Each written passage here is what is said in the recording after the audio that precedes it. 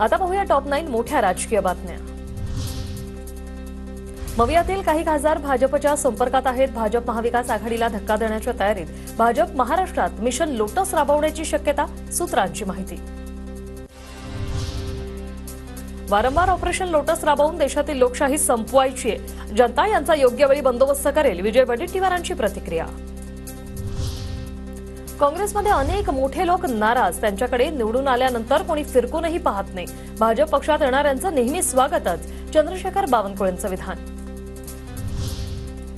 आमचे खासदार आमच्या सोबत, खासदार कुठेही जाणार नाहीयेत, बावनकुळे यांच्या वक्तव्यावर काहीही बोलणार नाही, नाना पटोलेंची प्रतिक्रिया।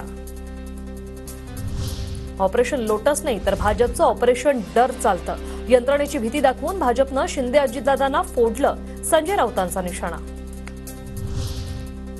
निवडणूक निकालाला 18 दिवस पूर्ण, तरीही काँग्रेसच्या गटनेत्याची निवड नाही। गटनेता निवडला नसल्यामुळे पक्षातील नेत्यांची अस्वस्थता वाढली, सूत्रांची माहिती।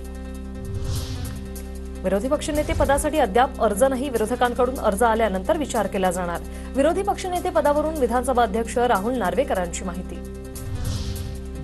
विधानसभेत विरोधी पक्षनेतेपद ठाकरे गटाला दिल्यास विधान परिषदेत विरोधी पक्षनेतेपदावर काँग्रेस दावा करणार, सूत्रांची माहिती।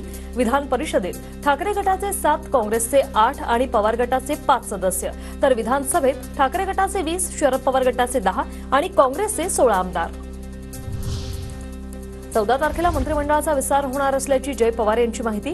अजितदादांचा नागरी सत्कार करण्यात येणार असून विकास कामं लवकरात लवकर पूर्ण करायची आहेत, असंही केलं वक्तव्य।